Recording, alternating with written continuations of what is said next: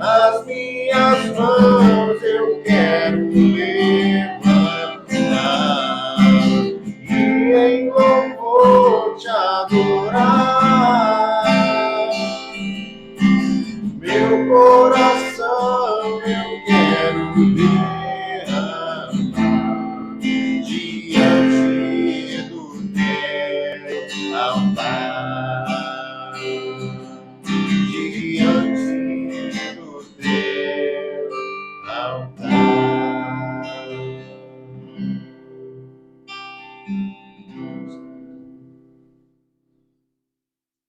Seguindo, vamos ter o nosso momento de generosidade. E esse é o momento pelo qual nós podemos orar também pela igreja, orar pelo irmão. Você que vem preparado para derramar sua generosidade, a nossa conta está ali a chave, encontra@seconto.com. Ou você pode colocar nos envelopes sobre os bancos, deixar que ao final a gente recolhe. E vamos aproveitar esse momento para orar também pela igreja.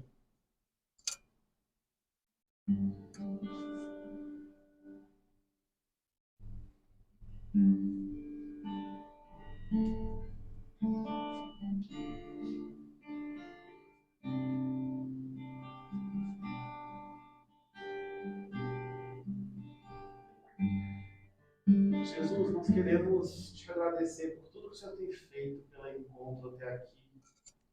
Queremos te agradecer porque o Senhor tem sustentado esse trabalho. Queremos te pedir que o Senhor continue abençoando.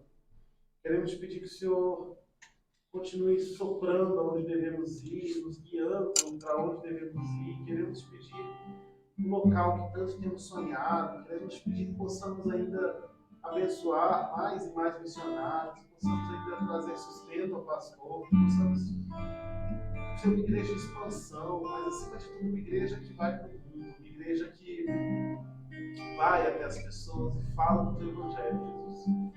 Abençoa o encontro, nós te pedimos em teu nome. Amém.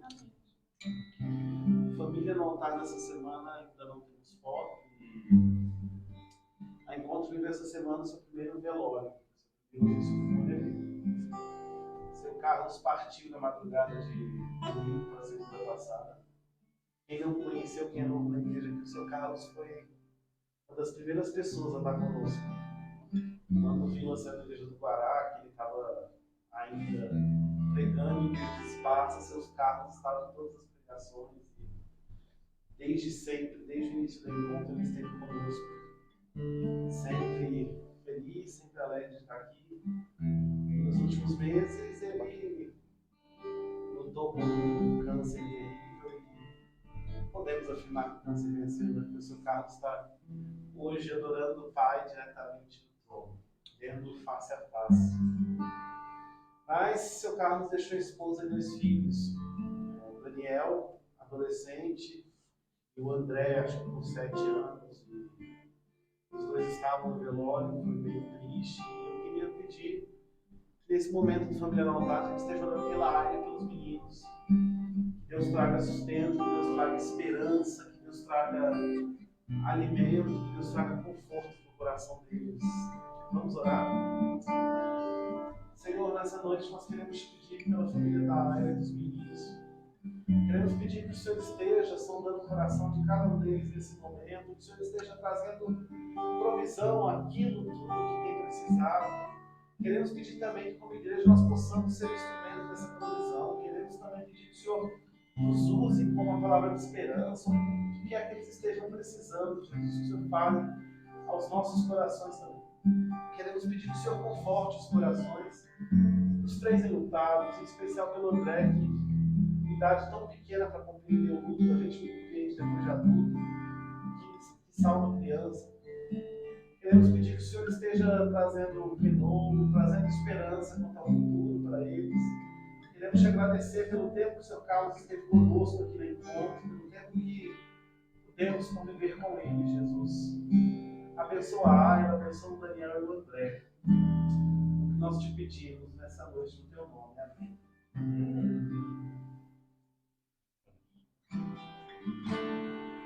Boa noite, meus irmãos. Graças a paz do Senhor Jesus. Vamos ficar de pé para louvar o Senhor essa noite?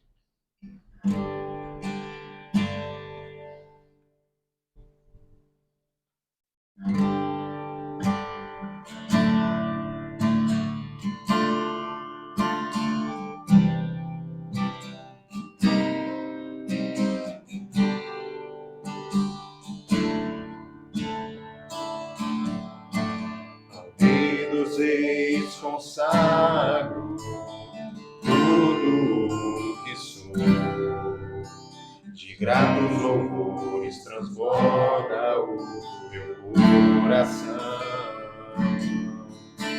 A minha vida eu entrego nas suas mãos, meu Senhor, pra te exaltar o meu amor.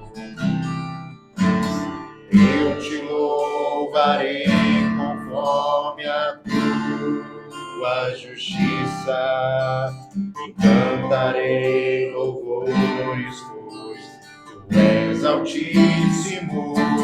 Celebrarei a ti, ó Deus, o meu viver. Cantarei, contarei as tuas obras, pois por tuas mãos foram criados terra, céu e mar e todo ser que neles há. Toda a terra celebra-te com cânticos de júbilo, pois tu és o Deus Criador. Toda a terra celebra-te com cânticos de júbilo, pois tu és o Deus Criador. Celebrarei a ti, ó Deus, meu viver. Cantarei, contarei as tuas obras, pois por tuas mãos foram criados terra, céu e mar e todo ser que deles há. Toda a terra celebra-te com cântico de júbilo, pois tu és o Deus Criador.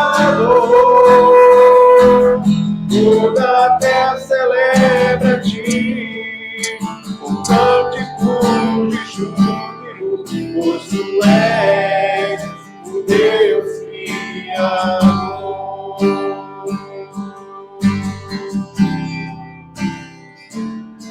A honra, a glória, a força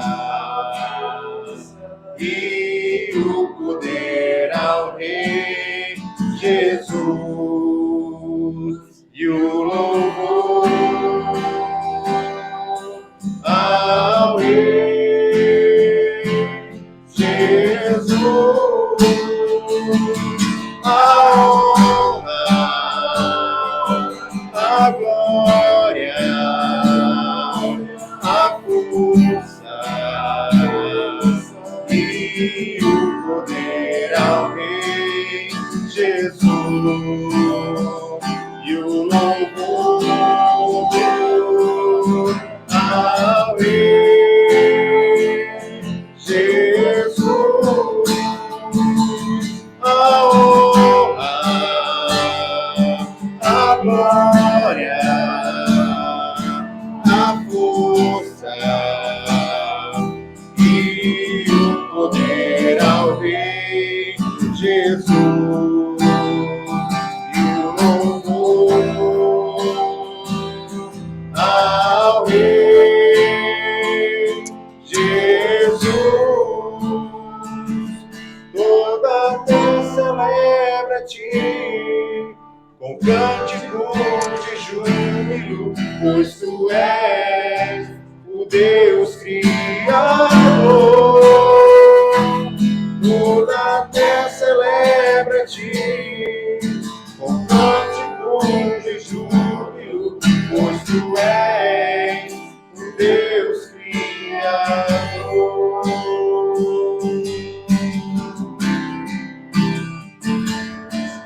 Aclame ao Senhor toda a terra e cantemos poder, majestade, louvores ao Rei. Montanhas se prostrem e rujam os mares ao som de teu nome. Alegre te louvo por teus grandes feitos, firmado estarei, sempre te amarei. Incomparáveis são tuas promessas, incomparáveis são tuas promessas, incomparáveis são tuas promessas pra mim.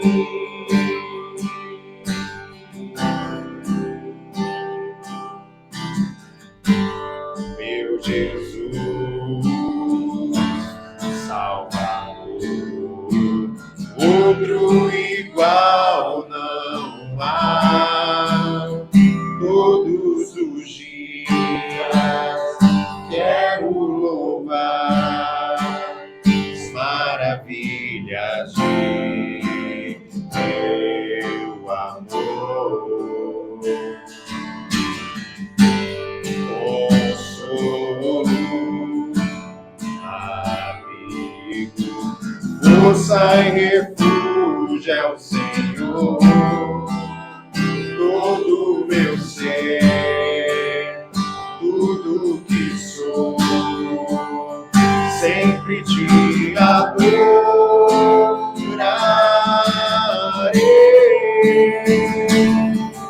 Aclame ao Senhor toda a terra e cantemos poder, majestade, louvores ao Rei.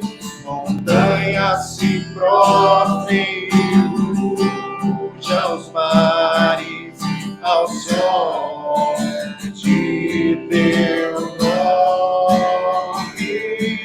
Alegre te louvo por teus grandes feitos, firmado estarei, sempre te amarei.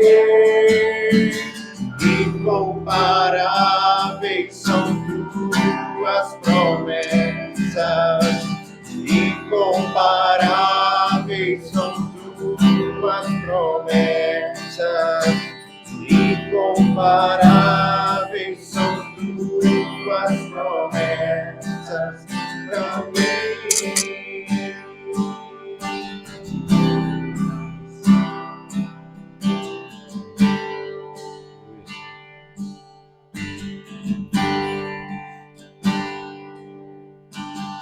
Venho, Senhor, minha vida oferecer como oferta de amor e sacrifício. Quero minha vida a te entregar como oferta viva em teu altar,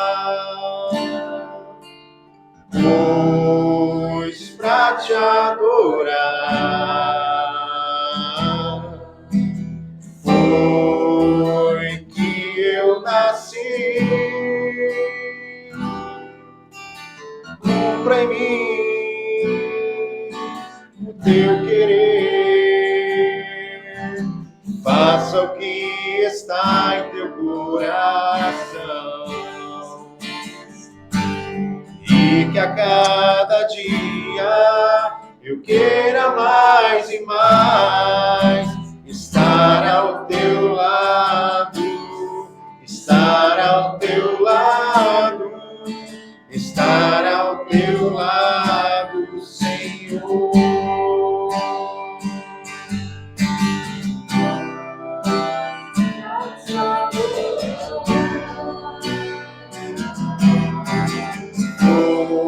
Foi que eu nasci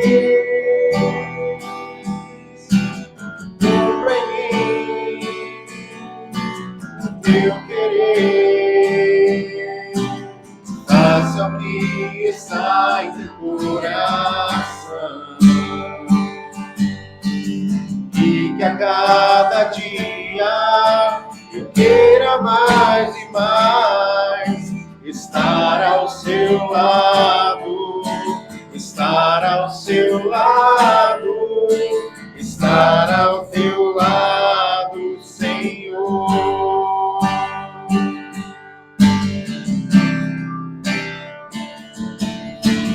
Vem, Senhor, minha vida oferecer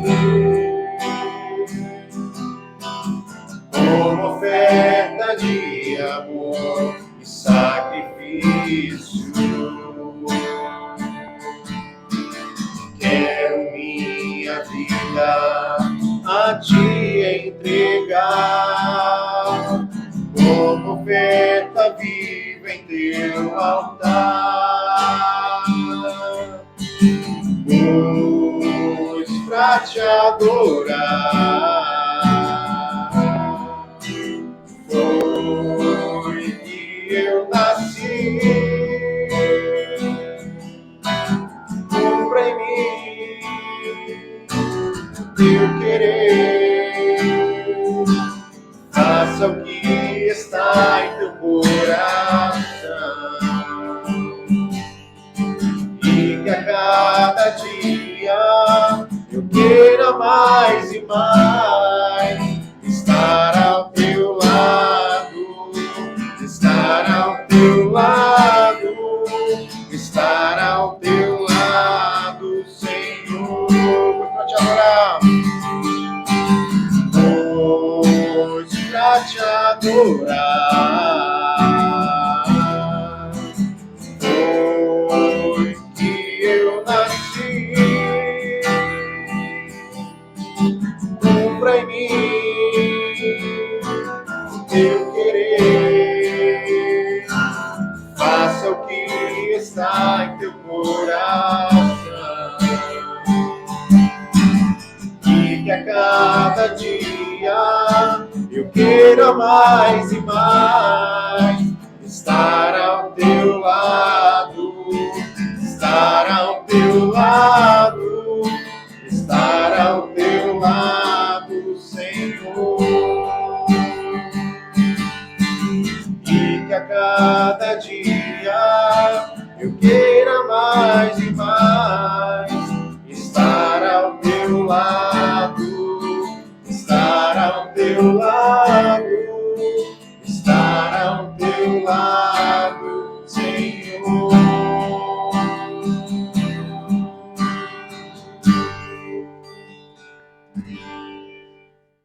Senhor, meu Deus, meu Pai, Senhor, na tua presença, Senhor, queremos te agradecer por este momento, Senhor, de louvor, te honrando, Senhor, te engrandecendo, Senhor, dizendo quanto tu és santo, Pai. Nós nascemos, Senhor, para servirmos a Ti, Senhor, para louvar o Teu nome, Senhor. Obrigado pela oportunidade de estarmos essa noite aqui, Deus, buscando a Ti, Senhor, engrandecendo o Teu nome, Senhor. Foi para isso que nós nascemos, Pai. Que Tu venha estar alcançando os nossos corações, que muitas vezes estão distantes, Pai. Tão distantes estão de Ti, Pai. Distantes, Senhor, com tantas preocupações do mundo, Pai, Senhor. Eu te peço que Tu possa estar tocando nossos corações essa noite, Deus. Quebrantando os nossos corações, Deus. Trazendo, Senhor, ele para o lugar correto, Senhor. O lugar, Senhor, que nós não devemos ter saído, Pai. Eu te peço, Senhor, toca no nosso coração essa noite, Deus. Nos quebranta, nos dá um novo coração, Deus. Um coração adorador. Um coração quebrantado, contrito, Deus. Quer buscar mais a Ti a cada dia, Deus. Mais e mais. E nós vamos oferecer não ser uma parte das nossas vidas, Deus, mas todos os dias das nossas vidas, Senhor. Que a nossa vida seja um louvor, Senhor. Que a nossa vida diariamente, Senhor, seja uma oração, Deus. Que a nossa vida seja uma prática, Senhor, diária, Senhor. Uma palavra falada, Senhor, a outras pessoas que precisam, Senhor, conhecer a Ti, Deus. Então, nesta noite, Deus, eu te peço, Senhor, toque em nossos corações, Deus. E que a gente venha oferecer completamente, Senhor, nossas vidas a Ti. Completamente, Senhor. Não só uma parte, Deus. E nós vamos ser verdadeiros adoradores, Deus. Verdadeiros adoradores contritos, Deus. Entregues a Ti, Senhor, totalmente. Que a gente venha consagrar, Senhor, nossa vida em Teu altar, Pai. Em nome de Jesus, Deus. Eu te peço, Senhor, que Tu venha alcançar, Senhor, nossas famílias, Deus. que não estão aqui, Deus, mas Tu conhece a cada um, Deus. Aqueles que não puderam estar aqui esta noite, Deus, mas Tu conhece cada um, Pai. Está visitando cada um, Deus. Visitando nossos parentes, nossos familiares, nossos corações, Deus. Eu te peço, Senhor, traz, Senhor, transformação em nossos corações de verdade, genuína, Pai. Que nós vamos ser alcançados por Ti, Senhor, através da Tua palavra pregada esta noite, Deus. E que nós vamos querer viver uma vida por completo, Senhor, totalmente a Ti, Deus. Em nome do Senhor Jesus. Amém.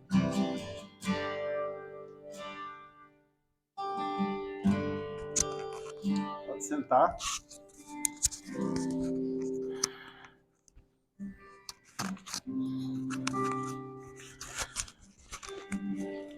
Vila está viajando esse final de semana para São Paulo. Foi visitar alguns familiares, tanto de sangue quanto aqueles vínculos cujo coração faz família, né?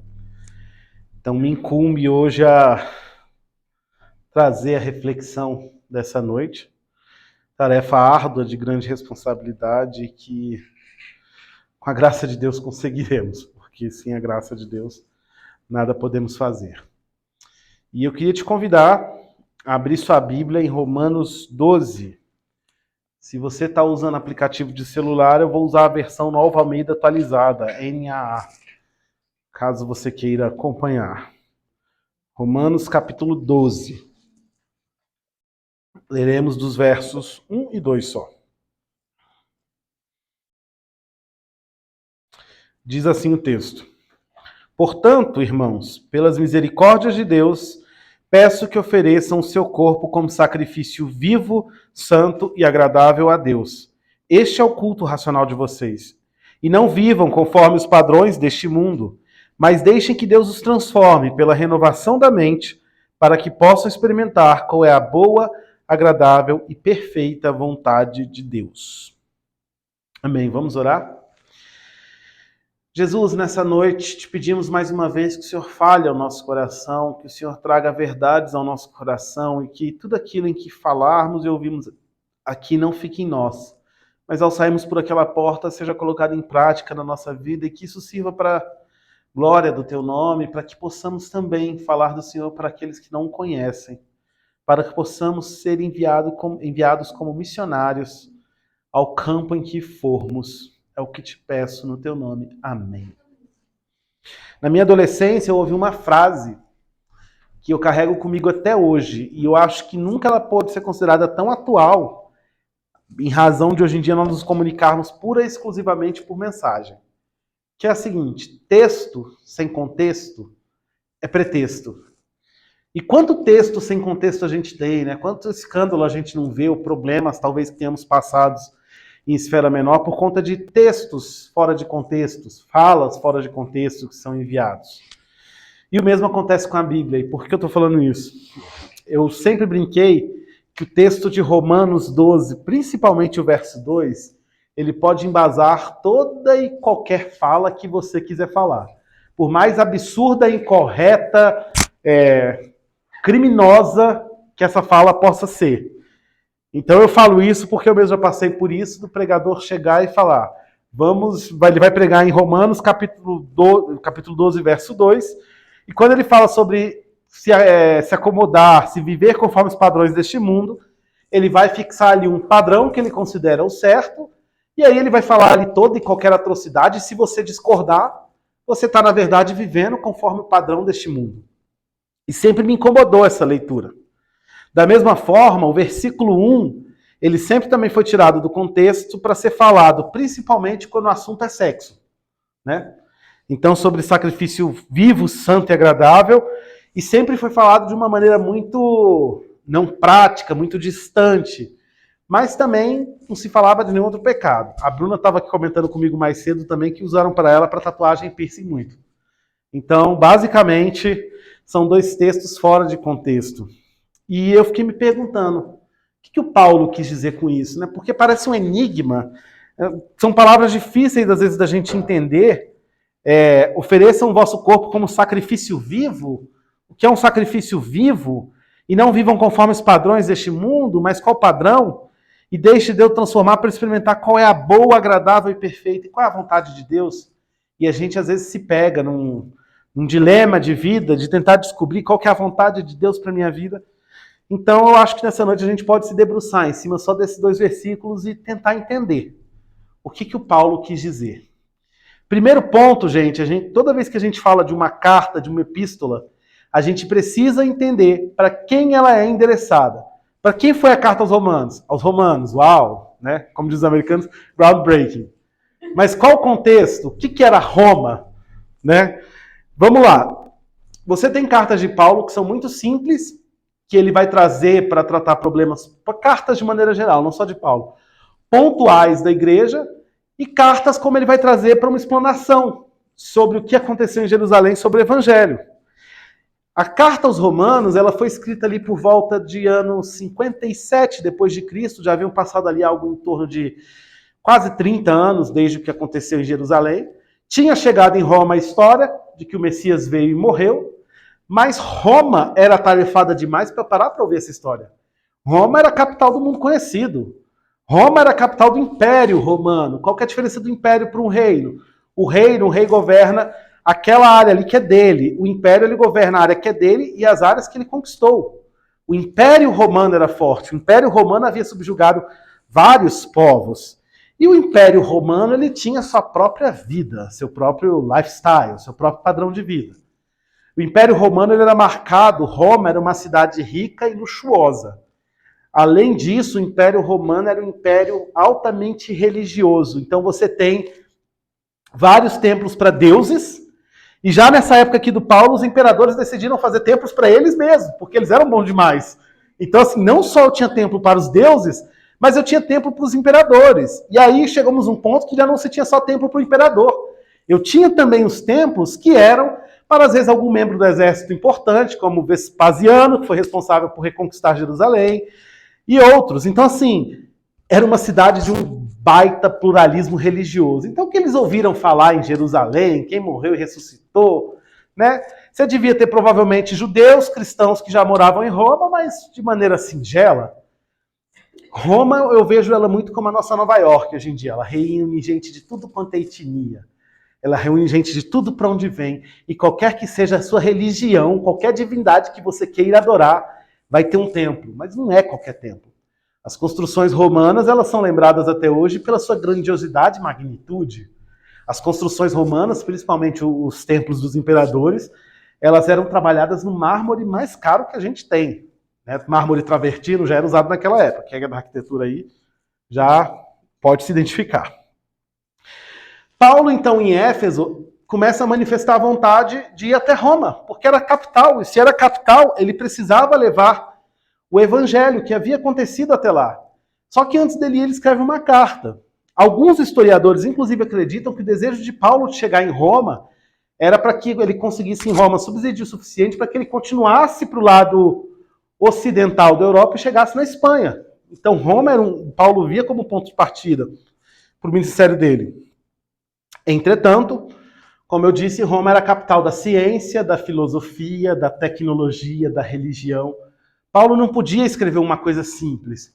Paulo tinha que escrever algo embasado. Tanto que interessante é que na carta de Paulo aos Romanos, ele não explicita muito o plano da salvação. O tema que ele vai falar é a justiça de Deus. Por quê?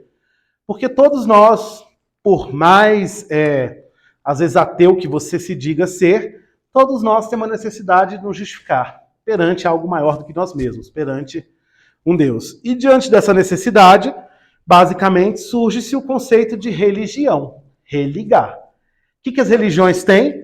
Olha, você vem para essa religião, a gente te dá um código de conduta, um manual de coisas que você faz, e você vai simplesmente alcançar o grande prêmio da religião, o grande prêmio da sua salvação, a sua justificação. Você tem que fazer algo, e o Paulo chega com a carta aos Romanos falando, então, gente, Evangelho de Cristo não é sobre o que você faz. Evangelho de Cristo coloca todo mundo no mesmo patamar, judeus e gentios, fala que todo mundo é indesculpável, todo mundo pecou, o salário do pecado é a morte, e o dom gratuito de Deus é a vida eterna. E aí o Paulo, ele começa o livro nos 11 primeiros capítulos fazendo um tratado teológico profundo e denso. A Carta aos Romanos ela é densa. Até hoje ela divide opinião entre os teólogos. Então Paulo vai tratar de temas muito profundos, até por vezes filosóficos, e ele fala isso nos capítulos 1 a 11. Romanos, inclusive, eu até separei aqui, ele traz algumas verdades que a gente usa muito, né? Como eu já falei, o salário do pecado é a morte, o dom gratuito de Deus é a vida, todos somos indesculpáveis, todos pecaram e carecem da glória de Deus. E o Paulo ele vai trazer essa noção de justificação. E aí o Paulo traz o que aconteceu no Evangelho, que olha, não importa o que você faça, o dom gratuito de Deus é a vida eterna. Você é pecador, mas Jesus morreu na cruz para te salvar. Que conceito de religião é essa que você chega e você não tem que fazer nada para alcançar a salvação? Você não tem que cumprir os preceitos, você não tem que fazer nada. E o Paulo ele vem nos 11 primeiros capítulos, até que o capítulo 11 para o capítulo 12, eu acho que é aquela hora que o Paulo para, pega um café, respira, e aí ele chega no capítulo 12, e no capítulo 12 ele vai começar a trazer o aspecto prático disso. Tá, você não precisa fazer nada, e agora? O que acontece? O que eu faço agora, né? Como assim? Você falou sobre a justificação e o dom gratuito de Deus, e aí o Paulo ele começa agora do capítulo 12 até o final da carta, ele vai falar de aspectos práticos. Como viver essa nova vida? E o que eu acho interessante é que logo no capítulo 12 ele começa falando da sua vida da maneira mais singela, mais simples que possa ter. Como viver diante dessa verdade? E para ajudar a gente nessa compreensão, eu vou trazer aqui como que o Eugene Peterson parafraseou na mensagem os versos 1 e 2, que diz: portanto, com a ajuda de Deus, quero que façam o seguinte: entreguem a vida cotidiana, comer, dormir, comer, trabalhar, passear, a Deus, como se fosse uma oferta. Receber o que Deus fez por nós é o melhor que podem fazer por Ele. Não se ajustem demais à sua cultura, a ponto de não poderem pensar mais. Em vez disso, concentrem a atenção em Deus. Vocês serão mudados de dentro para fora. Descubram o que Ele quer de vocês e tratem de atendê-lo. Diferentemente da cultura dominante, que sempre os arrasta para baixo, ao nível da imaturidade, Deus extrai o melhor de vocês e desenvolve em vocês uma verdadeira maturidade. Paulo basicamente chegou para eles e falou: olha, diante de tudo que vocês ouviram, sabe o que vocês têm que fazer? Vocês têm que viver. E aí eu acho interessante que o Peterson ele parafraseou com 4 verbos que são coisas que passam pela nossa vida todos os dias. Dormir, comer, trabalhar, passear. 4 atividades que são assim, simplórias, né? A gente chega no Evangelho querendo fazer algo extraordinário para Deus e o Paulo está falando coisas simples da vida cotidiana. E vocês vão fazer isso como se fosse uma oferta a Deus. O termo sacrifício vivo, ele na verdade é uma antonímia, uma figura de linguagem antônima. Porque o sacrifício, para ter efeito, ele precisa morrer. Ele precisa ser sacrificado. Daí, quando a gente tem algum animal sofrendo, o termo que os veterinários usam é vai sacrificá-lo. Quando a gente quer usar uma metáfora de que alguém está fazendo algo em detrimento de alguma coisa, fulano está se sacrificando por isso, se matando. Mas o Paulo está falando que o que Deus quer da gente é que nós sejamos vivos e que nós vivamos. E se a gente pegar esses 4 verbos e aplicar na nossa cultura hoje, aí eu te pergunto, será que você tem vivido uma vida de oferta a Deus? O que seria uma vida de oferta a Deus? Uma vida diante de Deus. E aí eu queria começar trabalhando eles. Vamos trabalhar a questão do dormir, né? Como é que está o sono de vocês? Nosso corpo ele funciona com um ciclo circadiano. Tanto que os médicos chamam de horário do Éden, o horário ali de por volta de 6, 7 horas da noite, que é a hora que alguns hormônios do nosso cérebro baixam. É a hora que eu sei que começa, acho que melatonina, que é a do sono, e alguns outros hormônios no cérebro, para dar aquela acalmada. E é a hora que Deus voltava no jardim para ter aquele cafezinho de final de tarde com Adão e Eva. Por que isso? Porque o nosso corpo foi feito para o repouso noturno. Nós somos feitos para dormir à noite, funcionar durante o dia. Existem animais que é o contrário. Nós não somos esse tipo de animal na cadeia alimentar. E aí o dormir, o que eu acho interessante é que uma das coisas que eu mais converso com as pessoas, quantidade de pessoas hoje em dia que precisam tomar remédio para dormir. Quem aqui nunca teve problema de insônia com uma preocupação, com o que vai ser o dia seguinte, com um pensamento acelerado. E o dormir é o primeiro passo para você conviver como uma oferta a Deus, porque para mim o dormir é um ato de confiança. Eu já questionei muito a Deus, por que ele colocou a gente para dormir? Já questionei, porque falam que tem que dormir 8 horas, aí sobram 16 horas do dia, parece pouco, né? E aí eu falava, Deus, mas dormir é perda de tempo. Não, dormir seria um ato de confiança. E aí, será que o seu sono tem estado diante de Deus? Será que você tem conseguido descansar nesse nível? Eu não estou fazendo aqui nenhum tipo de campanha para, se você tem recomendação médica para tomar algum remédio, você parar e falar que eu mandei. Longe de mim. Mas isso demonstra o quanto que o pensamento desse século está adoecido. Porque a primeira coisa que nos ataca diante de qualquer preocupação, qualquer coisa, é o sono. E, na verdade, o nosso sono ele tem que ser algo cotidiano, algo como oferta a Deus. Deus não quer grandes feitos da nossa mão, ele quer uma vida cotidiana vivida diante dele. É isso que o Paulo está falando aqui. Segundo ponto que pega muita gente, o comer. Esse aqui, a gente vive num eterno desequilíbrio da sociedade, né? Que você tem um grupo que come dissolutamente, glutonaria não é mais confrontada dentro da igreja, só se confrontam pecados sexuais, mas você tem a turma da anorexia, da bulimia, a turma que não come. O comer para a humanidade ele é um ato de comunhão. A gente, quando come sozinho, a gente fica mal, a gente gosta de comer acompanhado. Nossas celebrações, elas têm comida. E aí o que eu enxergo, de um lado você tem um grupo que está dissoluto, de outro lado você tem um grupo que às vezes abre mão até da comunhão, do estar com o próximo, porque eu não posso comer, eu não posso comer. E esse desequilíbrio todo, o que tem feito com a gente? Esse não era o plano de Deus para a gente. Do contrário fosse, Jesus não teria instituído a Santa Ceia, uma refeição. Ainda que a gente não faça uma refeição aqui no domingo, se vocês quiserem aí dar sugestão para o pastor, quem sabe. Mas o comer é um ato que a gente deve fazer diante de Deus. E se Deus sentasse diante da mesa para comer com você, você se sentiria confortável ou constrangido?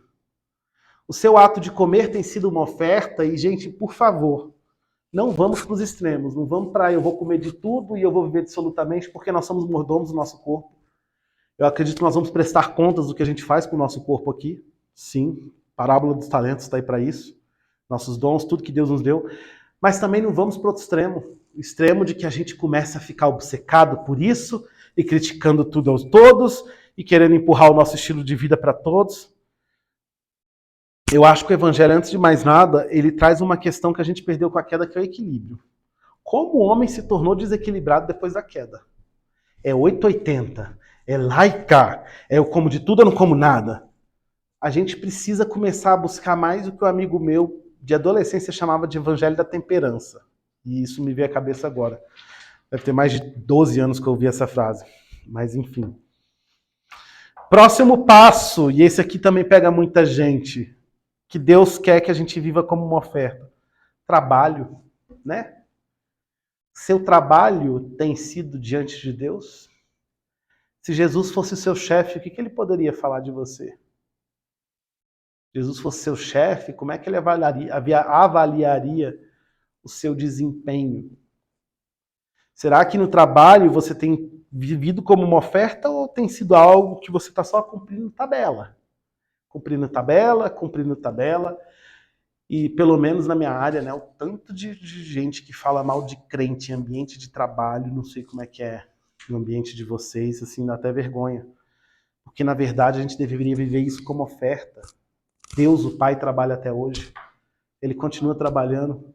Quando ele criou o Jardim do Éden, o que ele deu para Adão? Um trabalho. Cuida disso aqui tudo e dá nome para os animais. Desde antes da queda, o trabalho já estava na nossa história. O que muda é que ele se tornou um pouco mais penoso, mas Deus continuando dando trabalho como uma forma de nos suprir, como uma forma de cuidado dele. E por último, desses 4 pontos, temos o passear, que eu vou chamar de lazer. E aí também pega, né? Porque eu poderia perguntar aqui, o seu lazer tem agradado a Deus? E aí os mais religiosos falariam, olha, na minha hora de lazer, eu não frequento determinados lugares, eu não bebo, eu não fumo, eu não faço nada do que deve, então o meu lazer é uma oferta a Deus. Desde quando Deus chamou a gente para ficar dentro do saleiro? Desde quando é da vontade de Deus que o nosso lazer sejam com pessoas da igreja, falando o dialeto da igreja, e a gente se reúne como um clube, como uma sociedade à parte do mundo? Como é que o evangelho vai chegar lá fora? Porque a nós foi dada a função de pregar. A gente não sabe quem são os salvos, a gente não sabe o que as pessoas têm no coração dela, mas a nós foi confiada a função de pregar. Não foi a anjos, não foi a mais ninguém. E se o seu lazer tem sido único e exclusivamente com as pessoas já salvas da igreja, se você não tem conseguido desenvolver relacionamento, isso aqui acho que cabe para comida também, como é que você espera que isso agrade a Deus? Como é que você oferta isso a Deus? Eu poderia aqui fazer um discurso pronto, né? Lazer cristão. Vamos falar sobre o lazer cristão, quais lugares ir, quais lugares não ir, o que fazer, o que não fazer, como se portar e como não se portar. Mas a gente precisa sair desse beabá. O Peterson, ele fala, quando ele transcreve esse versículo, que nós somos chamados a uma caminhada de maturidade. Eu acho que já deu dessa imaturidade de conjunto de regra pronta, porque não é isso que Jesus espera pra gente. E quando a gente faz essas 4 coisas diante de Deus, quando a gente dorme, quando a gente come, quando a gente trabalha, quando a gente passeia, quando a gente faz tudo na nossa vida como uma oferta a Deus, tudo que nos toca, você oferta a Deus, você faz como se o próprio Jesus estivesse ali presente, e Ele está, de forma tátil, como uma oferta. Esse é o culto que Deus quer da gente, e esse é o culto que nós prestamos. Não é o culto que nós viemos aqui no domingo. E ao contrário do que se vivia em outras religiões, né, você não vai até o templo para encontrar a Deus. E você sai do templo e fala, tchau Deus, domingo que vem nos vemos. Pelo contrário, Ele está conosco todos os dias. Ele está falando conosco. Não temos nem mais ninguém para mediar nossa comunicação com Deus, temos acesso aberto. E o culto que Deus quer é a nossa vida como uma oferta. E é interessante porque o Paulo, daqui a pouco ele vai falar de culto no Romanos 12, mas ele começa falando já da nossa vida, colocando como uma forma de culto. E como tem sido esse culto racional? Culto racional aqui, gente, não quer dizer que Deus está banindo as emoções que nós podemos sentir durante um culto, nosso sentimento de contrição, nosso sentimento de entrega que podemos sentir individualmente. Não, não. Culto racional é porque tudo isso que a gente faz do mais simples é o nosso culto. Né? A gente está aqui nos domingos, irei encontrar Deus. Vou me vestir, vou falar com Deus. Tchau, Deus! Domingo que vem a gente se vê e a gente acerta os ponteiros. Culto racional vai acontecer amanhã, 7 horas da manhã. Quando você acordar, ou 6, ou 5, ou 10, não sei que hora você acorda. Vai acontecer amanhã quando você for comer, quando você chegar no seu trabalho.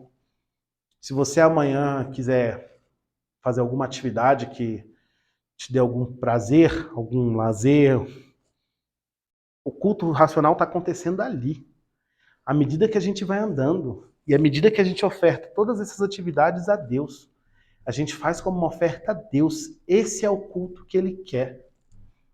Por que eu estou falando isso? O conceito de Roma, como eu disse no começo, era uma cidade lotada de templo religioso. Qual que era o padrão? Qual divindade você quer adorar? Marte? Júpiter? Saturno? Imperador? Vespasiano? Qual divindade você quer adorar? Você ia ao templo e prestava adoração. E o Paulo aqui, ele chega falando, cristãos, vocês não precisam ir ao templo. E eu não sei se nessa época já se tinha algum templo singelo também, mas vocês não precisam ir ao templo para fazer uma atividade de oferta, porque o maior sacrifício já foi feito. O que Deus quer de vocês é que vocês vivam diante dele, falando dele, enxergando ele no que quer que você faça. E é interessante porque a partir disso só que surge a santidade. A gente aprende santidade como um conjunto de regras que a gente tem que seguir. E a gente abre os 10 mandamentos, e a gente destrincha. E a gente enfia mais uns 15 mandamentos para cada um dos 10 mandamentos, totalizando pelo menos uns 150. E a gente começa a olhar para o outro. E a gente começa a usar a reguinha dos 10 mandamentos e fala, fulano está descumprindo o 4º mandamento. Fulano está descumprindo o 5º mandamento. E é o 7º mandamento. Fulano fez o bingo dos 10 mandamentos. A santidade surge, e o Paulo fala disso, a partir do momento que a gente vive a nossa vida diante de Deus. E que a gente começa a ver quais os atos do nosso cotidiano a gente tem coragem de praticar diante de Deus. E quais os atos a gente não tem. E o Espírito Santo soprando ao nosso coração. E é por isso que só assim a gente consegue experimentar a verdadeira vontade de Deus, que é boa, perfeita e agradável. A vontade de Deus não é eu chegar aqui e impor algo a vocês e falar. A vontade de Deus, ela é descoberta nas suas tarefas cotidianas. E quando Paulo fala aqui de não vos amoldeis ao padrão, não vos conformeis com esse século na versão mais tradicional, mais antiga, é isso, gente. Não entra nesse padrão de achar que o Deus a quem você serve, o Deus de quem você é filho, você só vai encontrar com ele no domingo no templo. Não entra nesse padrão de achar que o Deus a quem você serve, ele está com os olhos fechados, ele está longe de você, ele está perto. Ele está vivendo com você, dia após dia, e participando de tudo que você faz, quer você queira e quer você não. O que ele espera? Que tudo que a gente faça como uma oferta a ele, que a gente ofereça a ele. E qual que é a consequência disso? Renovação da nossa mente, né? Eu dei uma pincelada aqui da santidade, mas eu entendo que a renovação da nossa mente é isso. É quando a gente começa, acima de tudo, e viver como uma oferta, a gente começa a ter uma atitude de gratidão diante da nossa vida, de tudo aquilo que acontece, até mesmo dos perrengues. A gente olhar para Jesus e falar, Jesus, obrigado, que o Senhor está comigo no meio desse perrengue. Uma vez eu tive uma reflexão assim, que muitas vezes acontece. Jesus caminhando, ele chamou 2 apóstolos, eu não lembro qual, 2 discípulos, e falou, segue-me. Um falou, deixa eu preparar o velório do meu pai. E o outro falou, deixe-me despedir dos meus pais. Eu acho que foi isso. E a fala de Jesus parece um pouco dura, mas a gente tem esse hábito. Jesus chega pra gente e fala, segue-me. E a gente fala, não, Jesus, deixa eu resolver isso aqui na minha vida primeiro. Não, deixa eu conseguir fazer isso aqui, depois eu vou. O segue-me é para agora, e é daqui para frente. E se você tem algo para ser resolvido, Jesus vai com você. Faça disso uma oferta. Se você está passando por alguma luta, Jesus está com você, encorajando. Faça disso uma oferta. Se você tem lutado com algum pecado, Jesus está com você. Faça disso uma oferta. E o perdão já foi dado. Então, basicamente, o texto de Romanos 1 e 2, ele é um chamado para que a gente viva. Basicamente, o Paulo está falando, olha, diante de todas essas verdades que eu falei para vocês, da justificação por meio da graça, da crucificação, apenas vivam. Vão viver e façam da vida de vocês uma oferta. E meu desafio para vocês essa noite é que saindo daqui, se você for comer, que seja uma oferta. A hora que você for dormir, que seja uma oferta e um passo de confiança. A hora que você acordar, uma oferta, porque viver é uma dádiva. Uma das coisas mais sinistras que eu acho que a depressão faz com a gente é a gente perder a vontade de viver. E Deus quer que a gente viva, Deus não quer que a gente se enfurne num grupo, numa tribo religiosa, longe do mundo, como os Quakers ou os Amish, não sei qual que é a diferença, e ali a gente faça tudo. Não, a gente é chamado para viver no mundo. Viver no meio das pessoas e carregar o evangelho no meio das pessoas, e à medida que nos relacionamos, que elas veem, elas começam a conhecer o Jesus que habita na gente, e daqui a pouco elas começam a conhecer o Jesus por elas mesmas, e essa é a maravilha do evangelismo interpessoal e do evangelho. Então, o que quer que você faça saindo daqui hoje, que seja uma oferta à sua vida, que seja feita diante de Deus, e que você derrame com gratidão isso diante de Deus. Eu queria pedir para a gente cantar mais uma vez a última música antes de encerrar, e que cantando essa música você tenha esse espírito de oferta a Deus, de gratidão.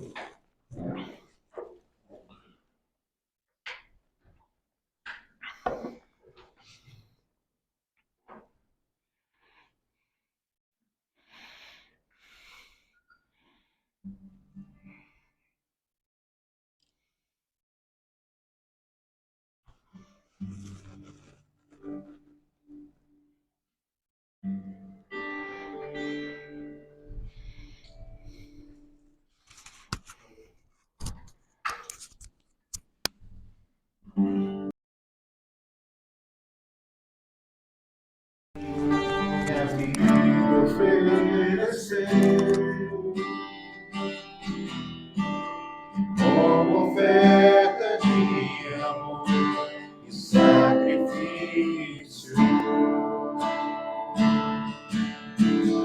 quero me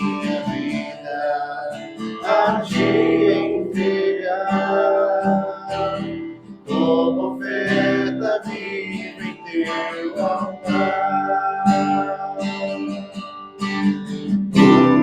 Luz pra te adorar. Foi que eu nasci. Compra em mim o teu querer. Faça o que está em teu coração. E que a cada dia queira mais e mais estar ao teu lado, estar ao teu lado, estar ao teu lado, Senhor. Esse é o meu vida oferecer. Venha, Senhor, minha vida oferecer. Como oferta de amor e sacrifício, quero minha vida a te entregar. Como oferta viva em teu altar, luz pra te adorar. Foi que eu nasci. Compra em mim o teu querer. Faça o que está em teu coração. E que a cada dia eu queira mais e mais estar ao teu lado, estar ao teu lado, estar ao teu lado, Senhor. Hoje pra te adorar. Foi que eu nasci. Compra em mim o teu querer. Faça o que está em teu coração. E que a cada dia eu queira mais e mais estar ao teu lado, estar ao teu lado, estar ao teu lado, Senhor. Jesus, nessa noite nós queremos entregar o nosso viver como oferta, certo disso, seu chamado para nós aqui vivamos. Queremos que cada ato da nossa vida, cada ato cotidiano, cada coisa que fizermos seja uma oferta ao Senhor. E enquanto ofertarmos isso, Senhor, queremos sentir o Senhor ao nosso lado na caminhada. Mesmo nos dias mais tenebrosos, mesmo nos dias mais difíceis, queremos caminhar lado a lado com o Senhor. Queremos ofertar tudo o que fazemos na nossa vida ao Senhor. Todo o nosso agir, todo o nosso dormir, nosso comer, nosso trabalhar, nosso fazer, nós entregamos como oferta, Jesus. Que possamos viver assim até o dia em que o Senhor nos chamar, que nós ofertaremos nossa vida de maneira integral e vamos habitar com o Senhor. Mas até lá, Jesus, que possamos viver diante do Senhor, que possamos fazer da nossa vida um ato de oferta, Jesus. Despede-nos agora, despede-nos em paz e que não nos falte essa semana a tua graça, o teu amor e a tua consolação. Acima de tudo, Jesus, que nessa semana não nos falte a tua presença.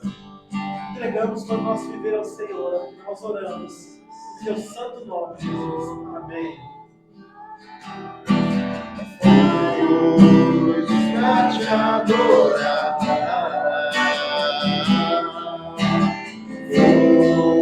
Foi que eu nasci. Compra em mim o teu querer. Faça o que está no coração.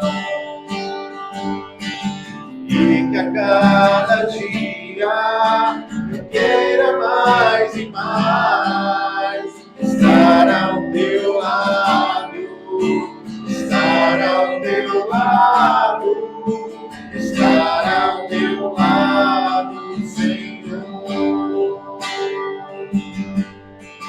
E que a cada dia eu queira mais e mais estar ao teu lado, estar ao teu lado, estar ao teu lado, Senhor.